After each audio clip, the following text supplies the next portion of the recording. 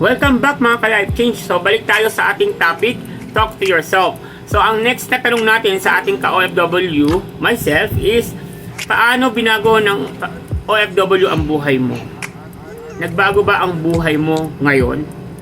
Maraming tanong, di ba? Sabi ko nga malaking tulong sa akin ang pagiging OFW. Nahasa yung pagiging independent ko, mamuhay ng solo. So, mag-survive ng solo kasi pag OFW ka, you have solo life. Walang tutulong sa'yo pag ikaw may sakit, ikaw walang pera, or ikaw ay tinatawag natin na iniisip, na stress. So, walang tutulong sa'yo kundi sarili mo lang at yung pananampalataya mo sa Diyos. So, malaki ang naitulong nito sa pagiging independent natin. Kung dati-dati hindi ka marunong gumawa sa mga bagay na pagluluto, di ba, yung ganyan, tapos pamamalansya, or mga ibang bagay. Pero praise God kasi ako, bata pa lang kami, tinuruan na kami ng aming mga magulang na tumayo sa aming mga paa. I mean, bata pa lang kami, sanay na kami magluto, maglinis ng bahay, makisama.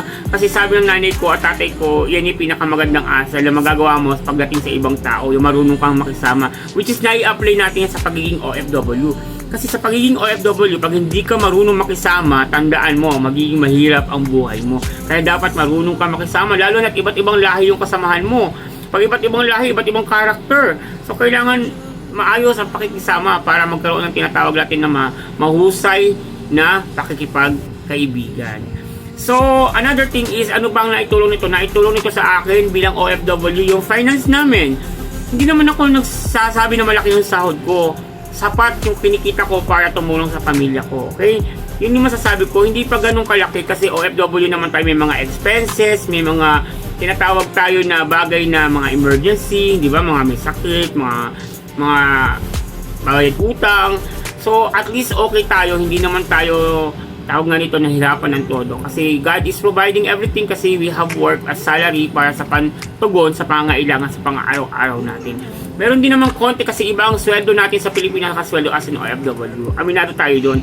Talagang makakapagtabi ka ng kahit papaano, maliit na bagay, para in future naman may madukot ka pag umuwi ka ng Pilipinas, meron ka man lang panggastos sa sarili mo. Okay? Kaya huwag titira rin kayo mga ka-OFW ng pera sa inyong mga bulsa, yung personal, yung kayo lang yung nakakaalam kasi darating kasi yung time na lalabas ka, mamimit mo yung mga kaibigan mo or mga dati mong klase, manlilibre ka, so kailangan meron ka rin naman ng konting extra.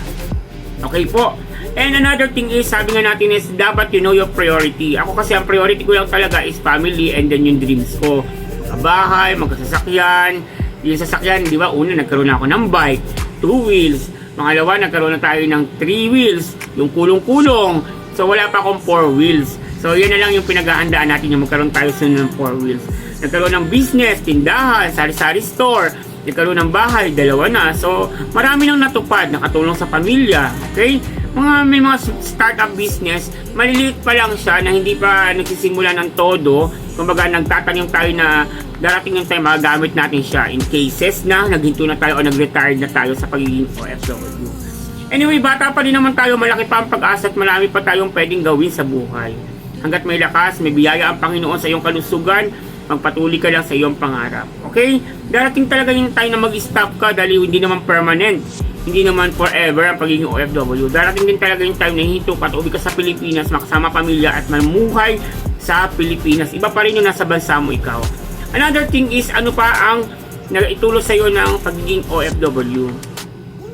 Sa pagiging OFW po, kailangan talaga buong buo yung loob mo. Kailangan mahusay yung pag-iisip mo. Kailangan mahusay kang dumiskarte.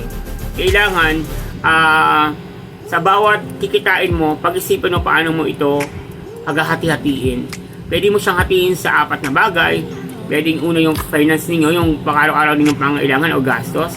Pagtabi ka rin ng 10% para naman sa Panginoon, 10% para sa savings mo, at yung isang may para sa mga projects. Okay, ikaw na bahala. Nasa sa'yo yan paano mo i-handle. Pero kailangan meron kang discipline.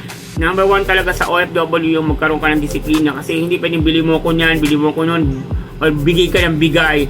Kasi darating din talaga yung time na dapat meron kang nakatabi kahit man lang life insurance, investment, mga ganyan, dapat magkaroon ka sa OFW. Okay po, buhayin mo yung mga MP2, mga SSS, para in time, pagtanda mo, pagala ka ng lakas, kahit pa paano, meron kang dudukutin. So, ito'y paalala sa lahat ng isang OFW na nagtatangka maging OFW. I hope naka-relate kayo at may natutunan kayo sa pagiging OFW ko. So, next storyline will go on for another interview para sa iba nating mga ka-OFW. God bless and thank you so much from Life Change OFW Journey.